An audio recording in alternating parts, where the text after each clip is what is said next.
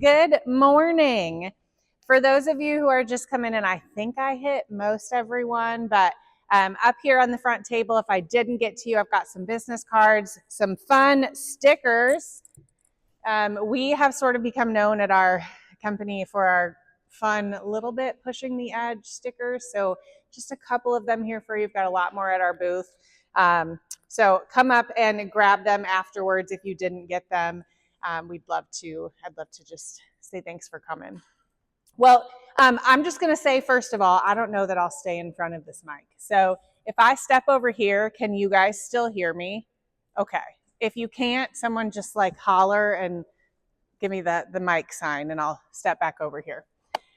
Well, thank you guys all for coming today. My name is Amanda Stichter, as Mike so beautifully introduced me. I'm the CEO and head of sales at Virtual Vision Computing. We are a home service digital marketing partner, meaning we work with you to understand where are the areas of opportunity that you have and how can we best strategize to help you reach those goals. We really just aim to be a partner that you can trust in your corner. We know that marketing doesn't always get the best rap, and a lot of people have been burned. And so we want to change that and just become someone that you can trust. So we are here today to talk about marketing when your phone is not ringing. So raise your hand if the off season for you has ever felt a little bit like a ghost town. Don't be afraid, because I can say that too. We've all been there.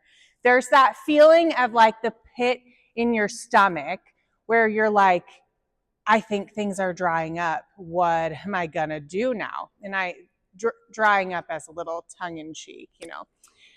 Those feelings tend to lead us sometimes to make some more irrational decisions or to do what feels in the moment like the best option for us, which oftentimes can say, okay, the phone's not ringing, I can't afford to do my marketing anymore, therefore I should probably turn it off. And unfortunately, that doesn't always work the way that we think it's going to when we make that first kind of, decision in the heat of the moment. A slow season in business is not the time to say, okay, I need to shut it all down. It means you need to strategically prepare for what you know will eventually come back. The companies who use that slow season to market well, that are doing things strategically when the slow seasons come, are the ones who continue to then dominate when the season picks back up.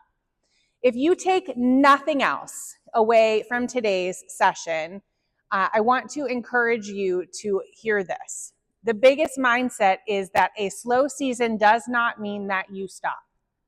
It means you need to prepare. The businesses that come out ahead of their slower seasons, which we all have them. The biggest companies, they have them. I talk to them every day. We all have slow seasons. The businesses that come out ahead are the ones that use the quiet to build the momentum rather than just shutting it all down. So I want to start by kind of building on this to help you understand, why is it that slow seasons hurt us more than we think that they do when we react and just say, okay, I can't do it, I got to shut it down.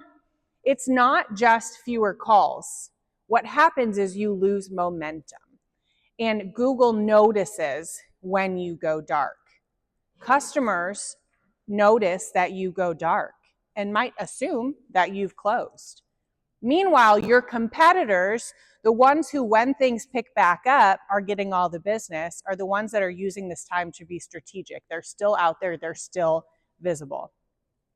So let's talk a little bit about what happens when we respond to slow seasons by turning off our marketing.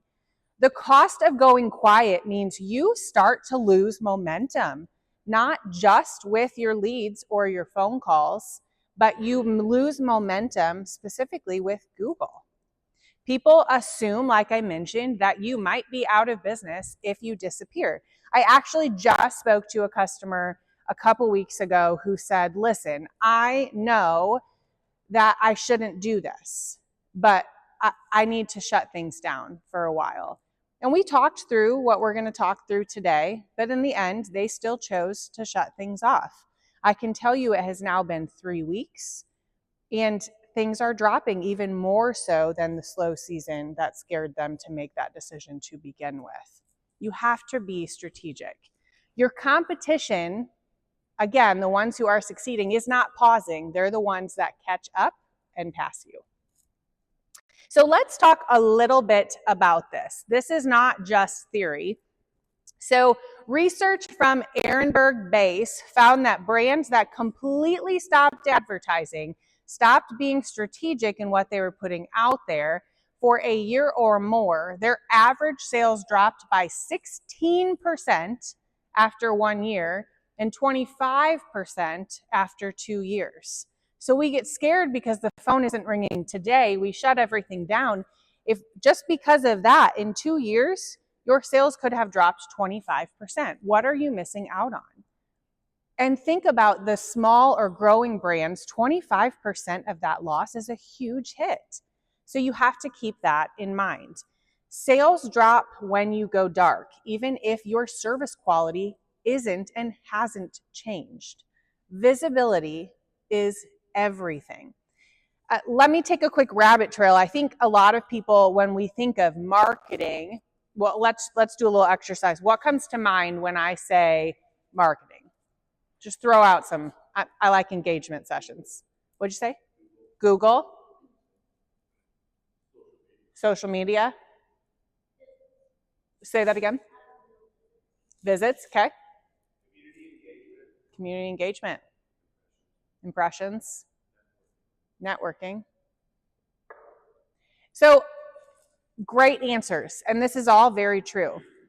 I love that a lot of you hit on some of those relationship and visibility pieces. A lot of times when I ask that questions, what I hear are social media ads, paid ads. This is marketing. Realistically, marketing is not just the actions that you take forward for your business. It's the visibility and the brand of who your business is. That is the foundation that everything builds upon. So even if you say, I'm going to strategically slow down my paid advertising, your visibility and your brand and your foundation for your business should not be changing. That should still be put out in front of people. Visibility is everything. Essentially, stopping your marketing is like being on an airplane and cutting your engine mid-flight.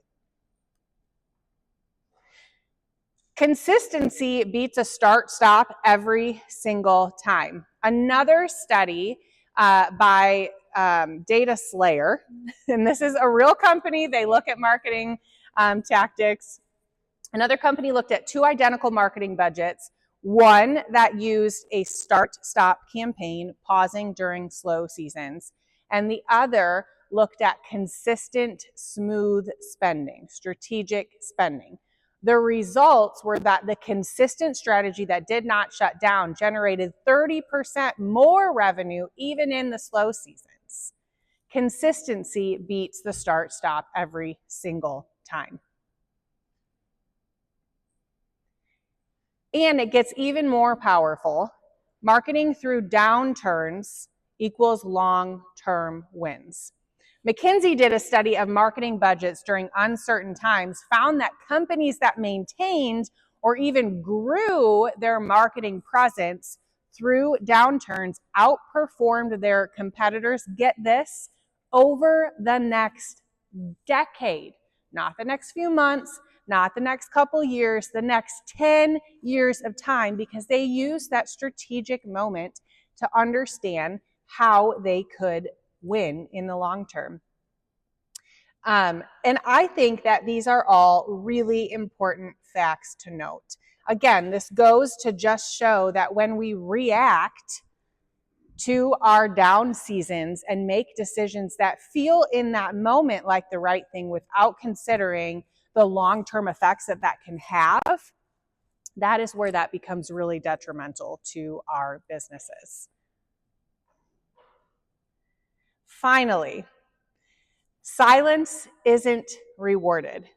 Agencies that pause their marketing in silent seasons, even temporarily, report eroded customer trust. Trust is the new currency, you guys. Google is even prioritizing trust over dollars. They want to see that consumers trust you. Trust is the new currency, and when you go dark, even for a season, you erode the trust that you are working to build with your customer. It also lets your competitors fill that visibility gap, and it makes your brand fade from memory when the demand finally returns. I loved this quote that I found in an article that said, stopping blogs, social posts, or ads is like hiding from your audience. Neither customers nor Google forget you, but silence isn't rewarded. When I read that, it actually brought me back to a friendship that I have. So let's put this in really easy terms. We've all had that friend who we love communicating with, and then all of a sudden they just like stop responding. How does that make you feel? You sort of question, like, where was the value in that relationship to begin with if I'm no longer valuable enough to them to at least respond or engage with me? Now take that in light of your customer and how they feel, even in your slow season, if you just shut things off. The same emotions apply to them. Out of sight equals out of mind, and it gives your competitors the chance to step in there and build that trust. So if I haven't hammered this enough, what is at stake when we shut off our marketing, even in slow seasons? Silence creates doubt. Lack of activity lowers trust, and competitors get to be the ones that stay visible and top of mind. Just a quick little quote for you that I feel like really drives this home. Turning off your marketing in a slow season is like turning off your headlights in a foggy night. You are still moving, but now you're just going blind. And when you think about your marketing that way, I think that's really where it becomes powerful. Cutting back is about saving cash, but it's also about doing it strategically so that you don't lose when you stop, so that your leads don't dry up, so that your brand does not fade.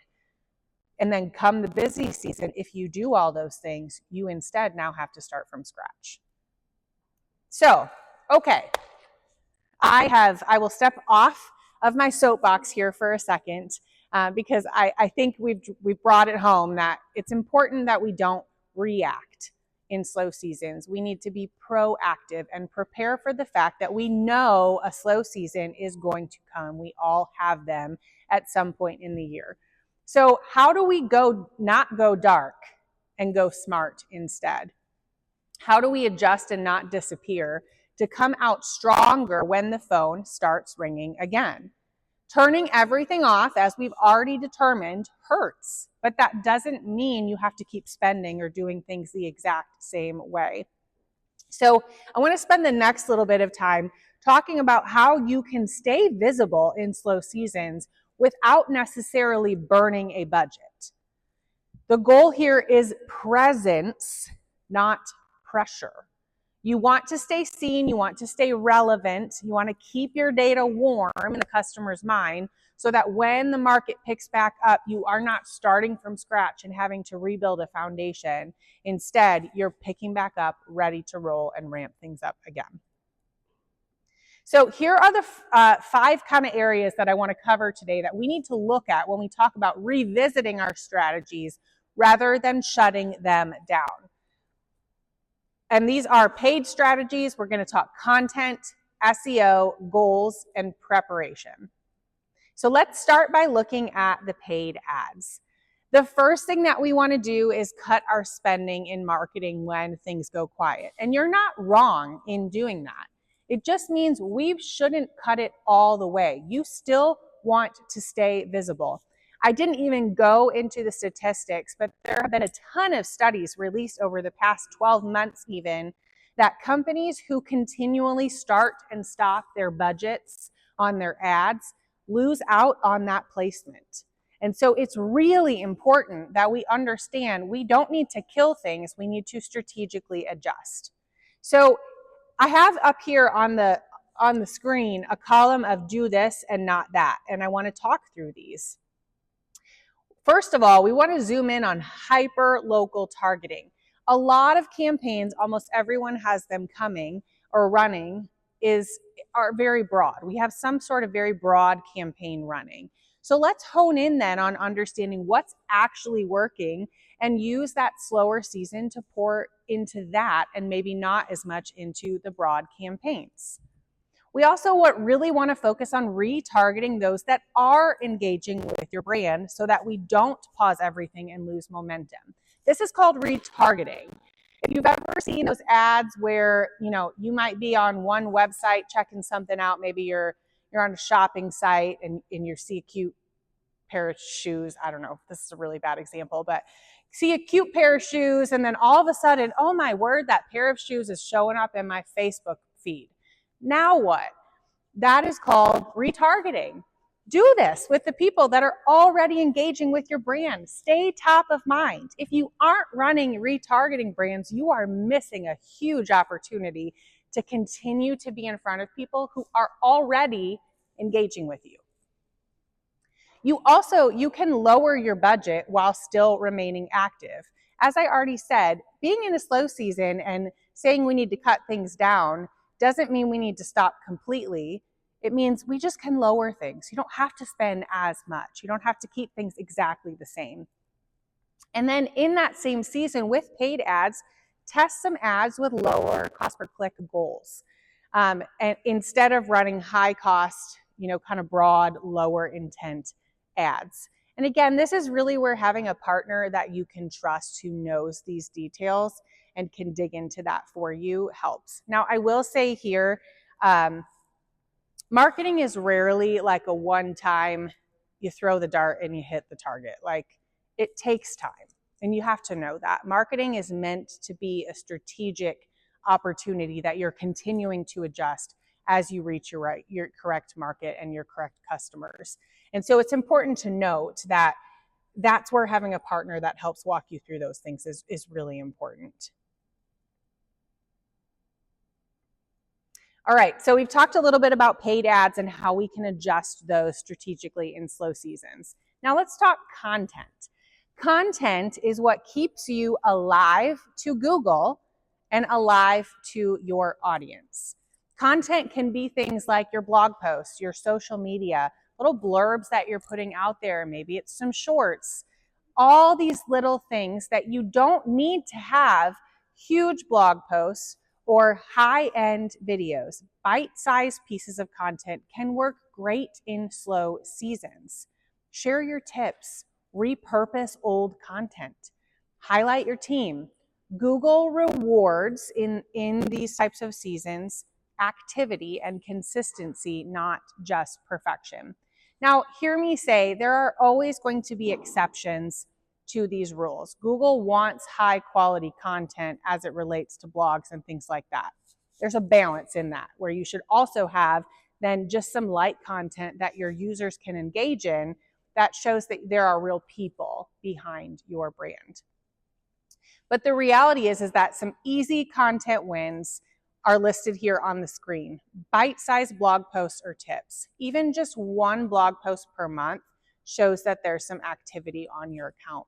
And you guys, this doesn't have to be rocket science. 90% of your customers are already searching some sort of content online that they're looking to get some information on. Be the one that provides that to them. How do I know if my carpet needs to be cleaned? How do I find the right person to come test for mold in my house? What sort of mold should I be concerned on? People are already Googling these questions. Lean into it and be the person that they can go to for those answers. Repurpose old content. Provide updates to the content or just keep it as it is that continues to show consistency. As I already mentioned, offer some seasonal advice, whether that's mold, water shutoff, freezing pipes, depending on where you are in the country. There are like seasonal things that are a part of home maintenance that you would likely advise a customer to do if you were in person with them. Utilize that same information and give it to them in a way that they can engage with you online. Use Reels or TikToks for short form answers. You guys, nobody cares about perfect videos anymore. You don't need to be an influencer. Grab your phone, film a quick video, don't overthink it and post it. I always tell people, one of the questions I get all the time is, how much social media should I actually be doing? And I tell them, well, number one, if you're not doing something, you should be doing something. But don't overthink it. Do what you can do that allows you to remain consistent. If you can commit to just one post a week, then do one post a week. Don't feel like you have to start and, go for every day. And the same goes for this sort of content. Use things like staff intros, before and after pictures. And someone said this, I think it was from over here, a huge way to remain visible with your content in the off season is to be involved in your community and show people that you are involved in your community. It doesn't have to be like bragging on yourself, but be involved. People want to see that you actually care about the people that you are serving.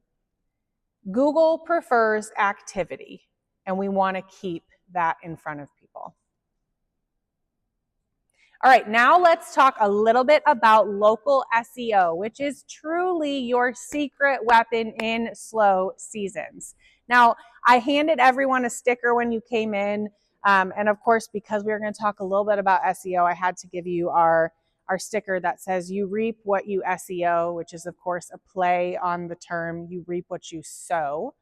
And the reason for that is because SEO is a long-term strategy. It is not a quick win. Google even says with a minimum of a consistent SEO strategy, it takes probably a year for you to actually see some results from that. So please understand, Google, our SEO is not a quick win, which is why we use that you reap what you SEO, because you have to invest into it over time consistently to use it as your secret weapon. But here's some tactics that are really easy that you can DIY yourself if you don't have a marketing partner right now doing this for you. Update your Google Business Profile weekly. Your Google Business Profile is like your passport online. It shows people that you are legitimate, that they can trust you, and what services you provide. It answers the three things that I say Google cares about the most. Number one, are you who you say you are? Number two, do you do what you say that you do? And number three, do people actually like you? The Google Business Profile answers these questions for Google and your users. When you're updating this on a regular basis, optimizing it, pictures, reviews, it signals activity to Google that people do trust you and that you are active in business. Local SEO extends as far to every single review. And yes, you need to respond to them. Even the negative ones, you need to respond. It doesn't need to be a novel, but you need to show that you care about what your customers are saying about your business. This builds trust and helps your rankings.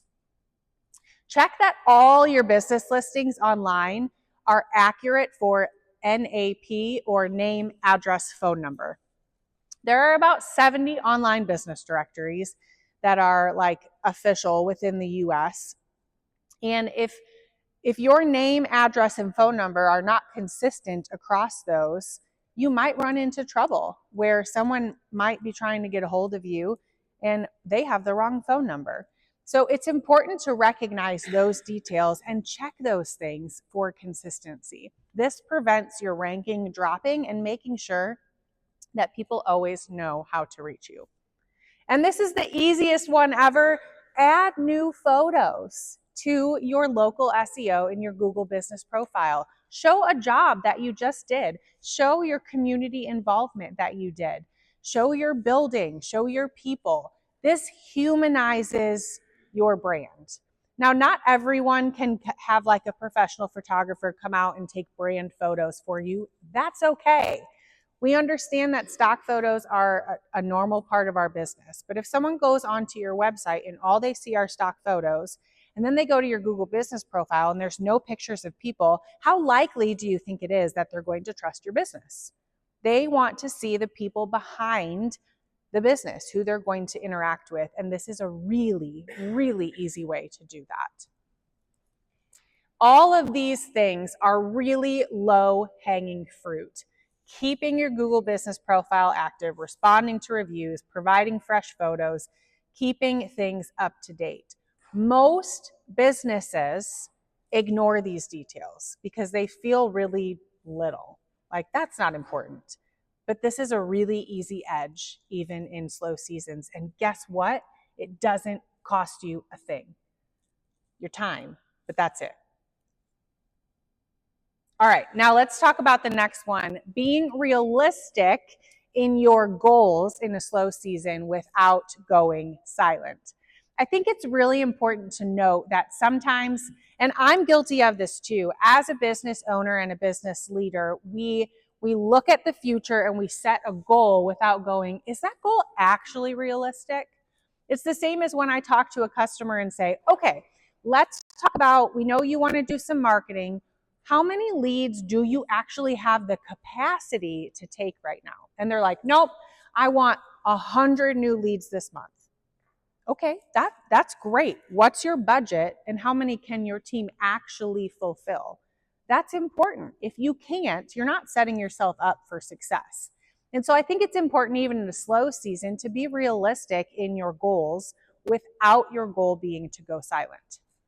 So let's quick look at these. Instead of this, do this. So instead of saying, I am going to cut everything in this slow season, instead, let's ask the question, what can I maintain for marketing in a cost-effective manner?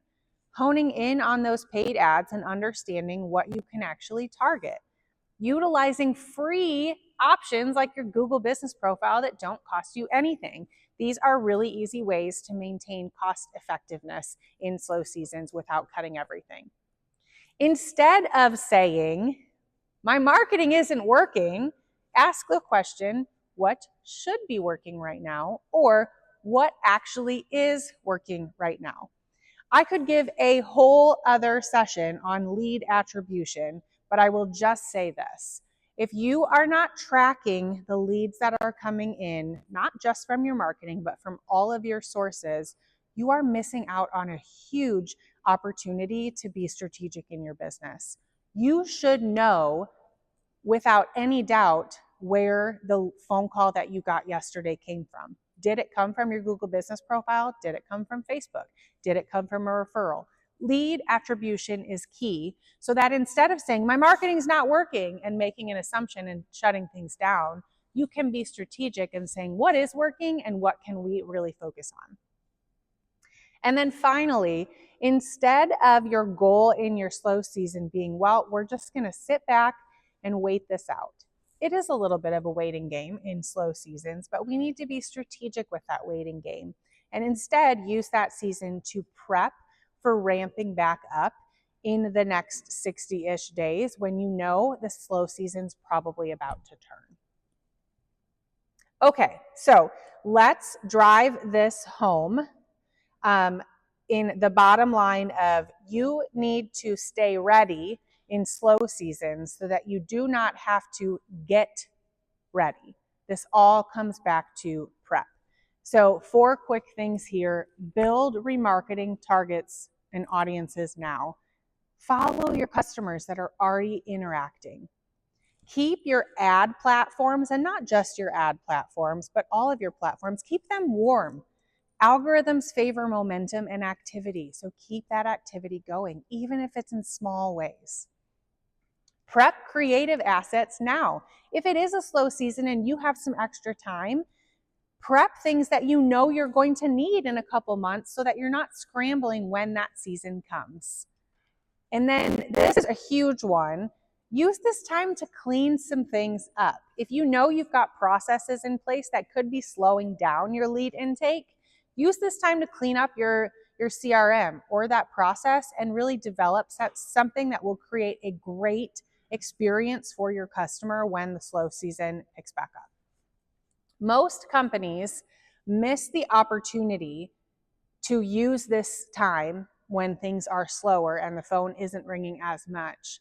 Most companies miss that opportunity to prepare well for the season that is coming. And it leaves them scrambling and stressed and not doing well when that season comes back. Oh, I don't know what this is telling me.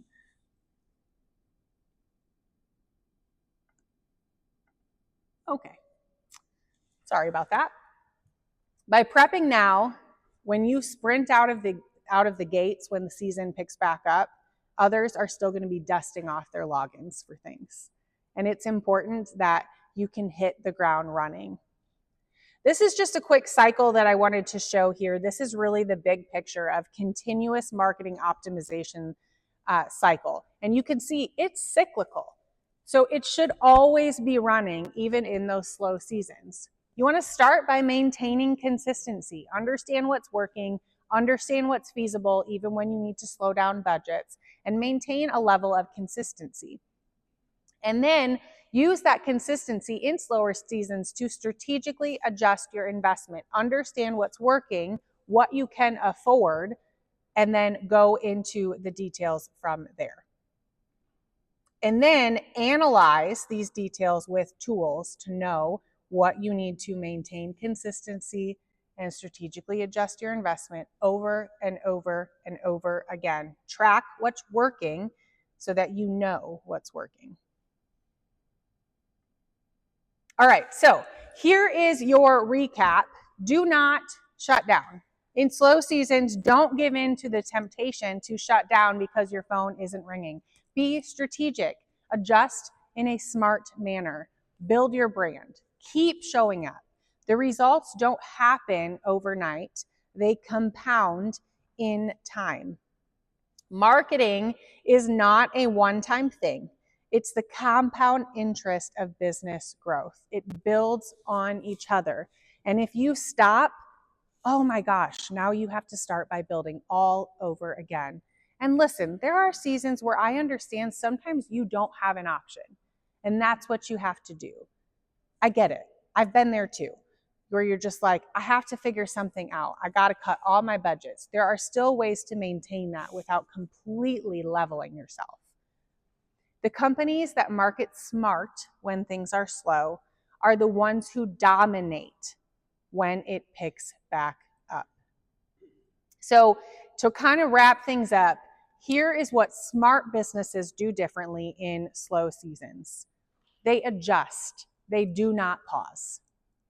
They build their brand, not just chase clicks. Invest in the foundation of your business. They invest small financially, but they do it strategically and consistently.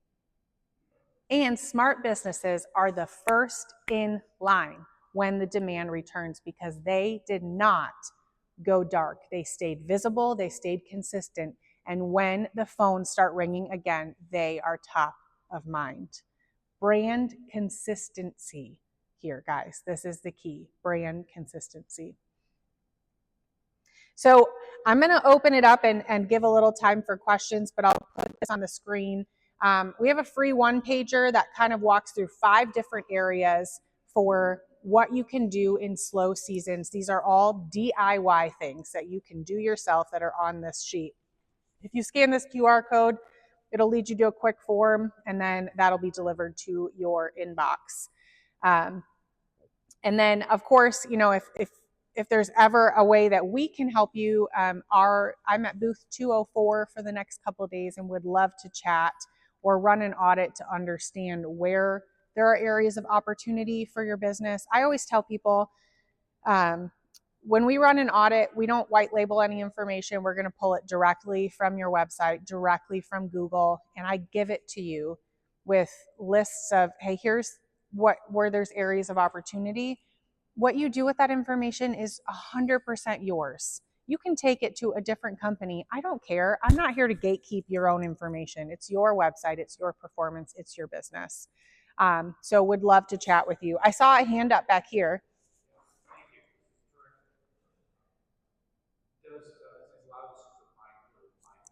Yeah.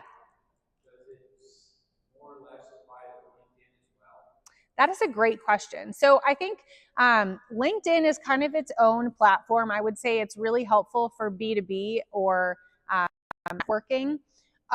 Businesses on LinkedIn, again, I would say it goes the same with social media. Just remain consistent. Show what you have the capabilities to do and the way that you can continue to stay in front of businesses during that time. Maybe that's, you want to run a really small budget of ads in LinkedIn. But again, consistency is key. So if you're doing something in LinkedIn, continue maintaining what you can there. Great question. Yeah.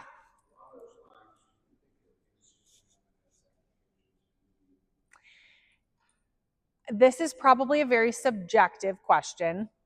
Here's my personal opinion. I have never seen Instagram perform well for restoration and home service companies. Why? Because the majority of Instagram users are looking for very aesthetic style posts. And I just don't think you find that as often in for restoration or home service companies. That being said, if you're already posting something, you might as well post it to Instagram, but I'm not sure I would count that as your primary place to build.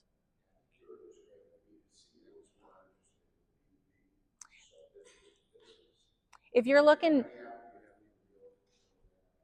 B2B, I would focus on LinkedIn the most there. I will say, especially in this industry, Facebook is still very popular and very, a lot of people engaged. Now that you're definitely going to get the B2C quite a bit in that platform, LinkedIn would be your B2B biggest target there. Great question. Yeah.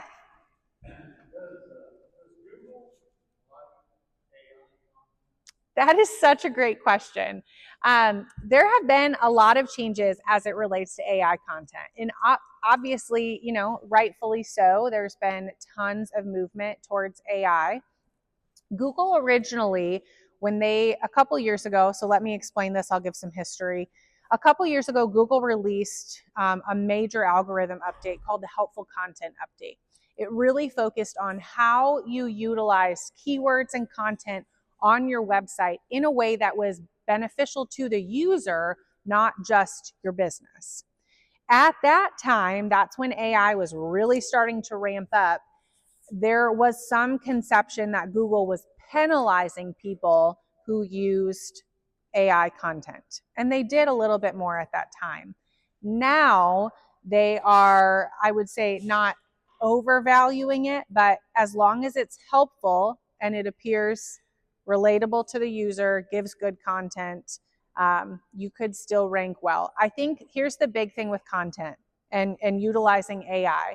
AI was not meant to replace the human touch in content. AI is a tool, right? So we can use it well and it can be used for content, but AI was built to be a prompt-based tool. So there has to be a healthy balance with content, with AI and the human touch associated with it. I hope that answers your question. Yeah.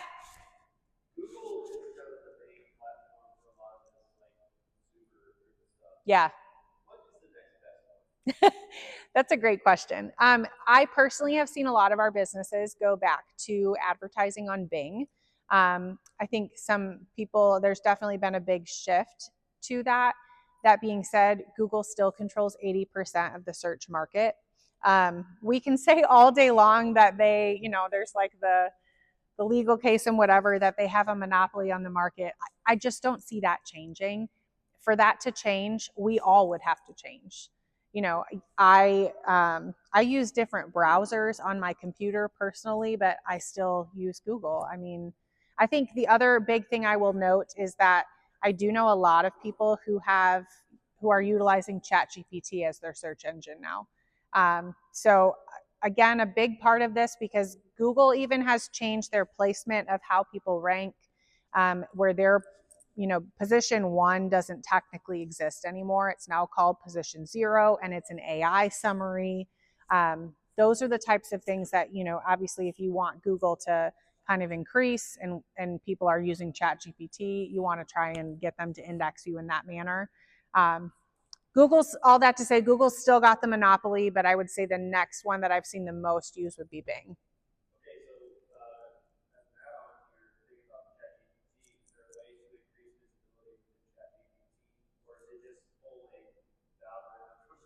Great question. So complicated answer. When you're building a website is not just about what you see visibly. There's a lot of stuff that goes into the back end of it that tells Google what's happening or what the content is about specifically. So for that, there's some extra code you can add into the background of your site that tells Google, that you want it to try and be found in AI searches. Again, though, this is called indexing. Realistically, no one has any control over what Google does with that content when it comes out. So you just want to be consistent and make sure that you are compliant with Google's algorithm, and maintaining consistency and releasing new content and things like that. Yeah, absolutely. Any other questions? Yeah.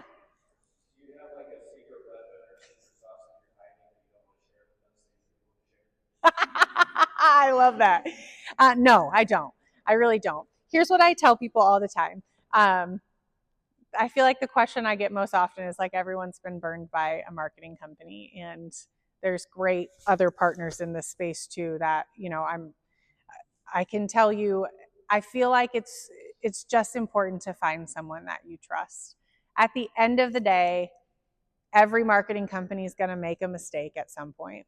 Every marketing company is not perfect. We all have actually no control over what Google does with the information that we give to Google. We can follow the best practices, we can remain compliant, but Google ultimately has control over what they do with it post when we submit it to them. So just find someone that you can trust. That is the secret sauce, truly. Like, just have a partner that you can talk to, that you can be honest with, that is going to be honest with you. Yeah. Yeah.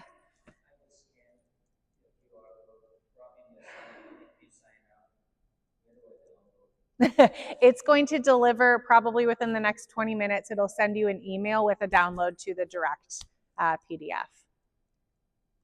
Yeah.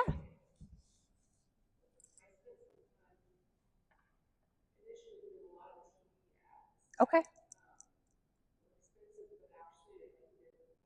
Sure. That's great.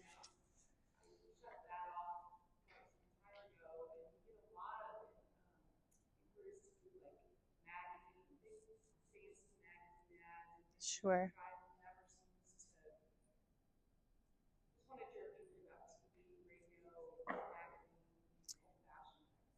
I mean, I definitely think that there is a place for them. I think a lot of it is going to be understanding who your target market is. The companies that I've seen be successful with that are the ones who are targeting probably an older generation who still lean on those. And there's nothing wrong with that, as long as you know that that's who you're trying to reach and how they're looking to find you. I think, if you're targeting a generation that is like, I'm just going to pick up my phone and do this, that's going to fall flat on its face. But if it's working and you know that you are reaching the population you're trying to reach through those, there's 100% still a place for it. Yeah. So there's a lot of marketing companies that are reaching out and trying to market us. Yeah. As far as to do that. So how do you pick the right one? There's so many out there, and so many, even from different parts of the world, that Yep. want to market to you. Yeah. Right? How do you determine which one to pick, and how long do you give them to see if it's what's the because you said marketing takes time. Yeah. Well, time is money.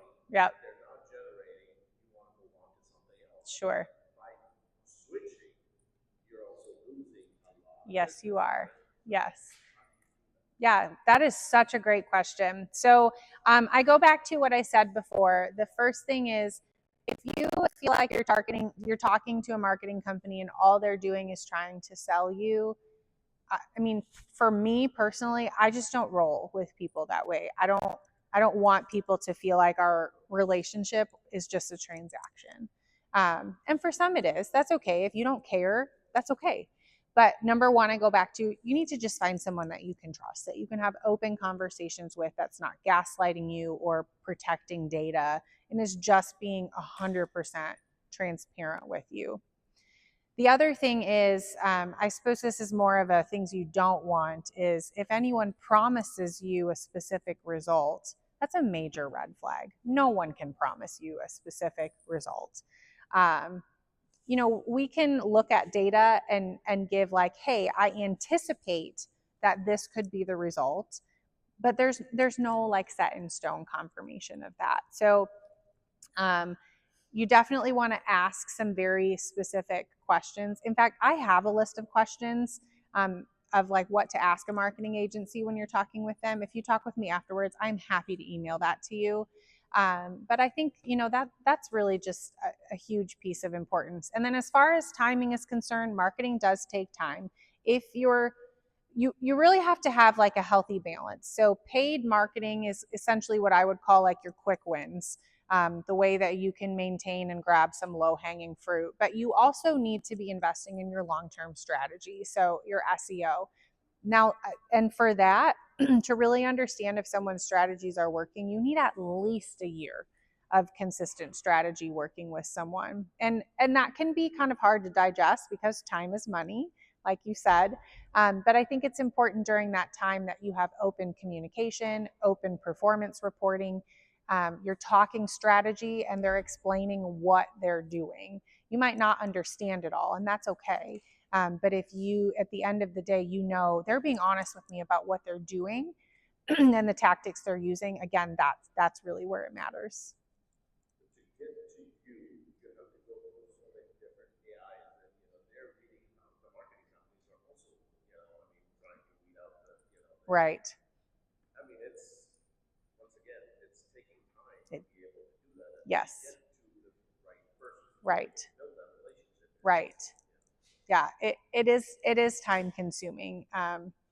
I wish there was a better solution. That's why that's why I personally love things like this, because you get the opportunity to talk and see someone's real personality versus, a cold email. Well, do they actually mean that? I don't know. And then you got to vet them and find out. So, absolutely. We are just about out of time, so I'm going to go ahead and just release you guys. But if anyone has any specific questions, please feel free to come ask me. I'm at booth 204 all day today. I'll hang around here until the next session starts. But thank you guys so much, so much for coming. I appreciate it. Thank you.